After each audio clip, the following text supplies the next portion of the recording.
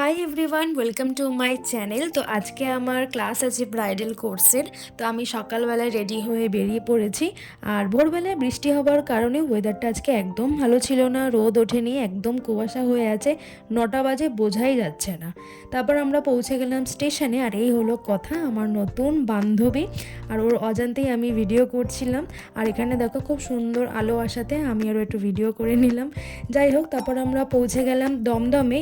আর একাডেমিতে যাবার আগে এই সুন্দর প্যান্ডেলটা পড়েছিল, আর ঠাকুরটা দারুণ হয়েছে, খুব সুন্দর। এই একটা সরস্বতী ঠাকুর প্রথম দেখে নিলাম এই বছর। তারপর আমরা পৌঁছে গেলাম একাডেমিতে, আর তাড়াতাড়ি পৌঁছে গেছিলাম, ক্লাস এখনও শুরু হয়নি। তারপর আমাদের ক্লাস শুরু হয়ে গেছিল কিছুক্ষণের মধ্যেই। আজকে শাড়ি ড্রাপিংয়ের ক্লাস ছিল আর কলকা ক্লাস ছিল। তারপর আমি দুপুরবেলা লাঞ্চ করে নিলাম। আজকে লাঞ্চে ভাত ভাজা বানিয়ে নিয়ে গেছিলাম। দেন ক্লাস থেকে বেরিয়ে একটু টিফিন করে নিলাম। আর বাড়িতে এসে আমি বসে পড়েছি আমার হেয়ারের জিনিসগুলোকে ভালোভাবে গুছিয়ে রাখা।